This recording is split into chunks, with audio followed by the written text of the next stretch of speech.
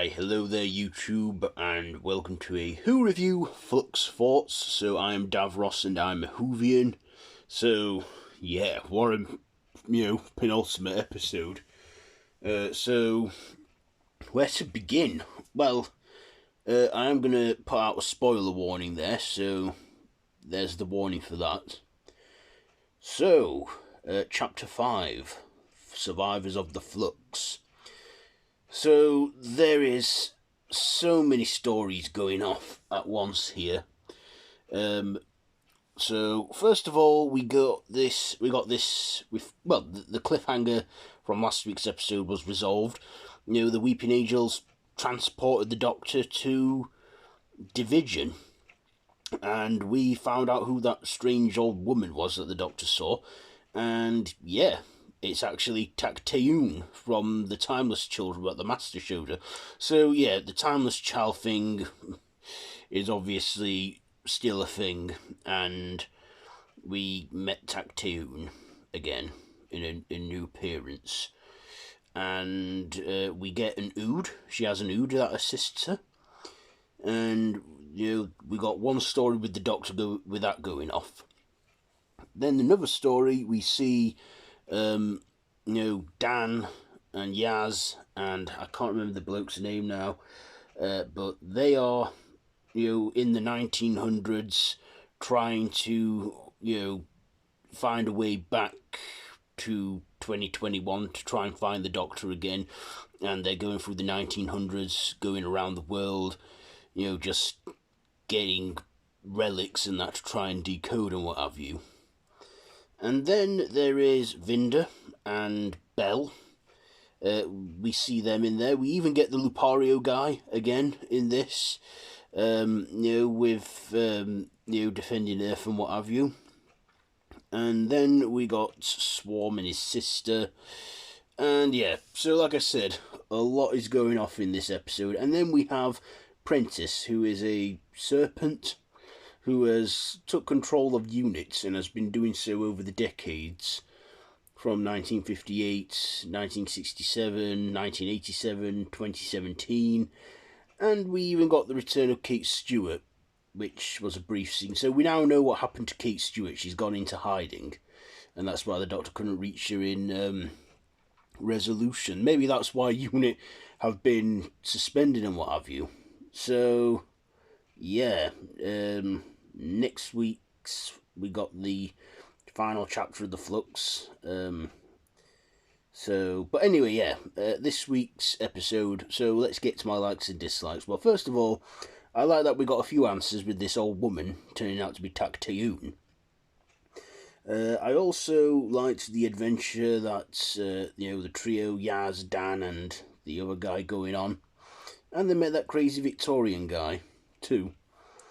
I also liked, Jodie Whittaker's performance in this as the Doctor. I mean, this, I feel, now we're getting into some negatives, I feel that this was just, the Doctor didn't get a lot of screen time, I feel. And another thing, there was so much stuff going off in this one episode, and I don't mind the odd story, like a side story and that, but when all these different stories are going off in the same episode, it gets confusing and I lose track. But yeah, that's just how Chris Chibnall wrote this episode. I mean, this series has been, has had its ups and downs and its confusions and stuff. But I'll probably give you my full thoughts on the whole series next week when I review the finale. So, yeah, I just didn't like that there were so many other things going on. Like, I had to process it all, remember it all, and observe it all. Yeah. Hopefully next week we're going to get it all. It's all going to come together into one big story. It ended where the Centaurans, took invasion of Earth, with this making a deal with Prentice and the Paru guy and Bell were cornered by them. So the Centauran are going to come back. In fact, the Centaurans are back, and they mean war. That's all that's on their mind. So we got the Centauran coming back, and yeah. Did I like this week's episode? I did, but there were moments where I was sat there thinking, "Oh, get on with it," in that get to the give us these answers, and then let us live on the cliffhanger for a week. Swarm, he was back to doing his evil biddings and that, and come across Vinder. He, I think, has been at first I thought is Princess Vinder, not Vinder, Swarm. Yeah, this Swarm guy, he's just, yeah. I don't know what's what, but anyhow, this week's episode, it was okay, I guess.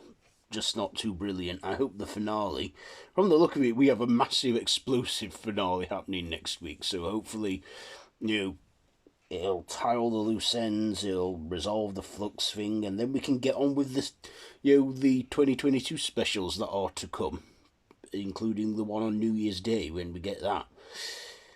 So yeah, this week's episode, Survivors of the Flux, my ratings, I'll give the performances an 8. The writing, it was all over the place. I'll give it a 7. The visuals, they had some good visuals in there. I'll give them an 8. And my personal, I'll probably give it a 7. It's just, too much stuff going off, as I said already. So, yeah, do you have a different opinion about this? Let me know down in the comments below, and if you like this video, be sure to give it a big thumbs up and to share with your friends.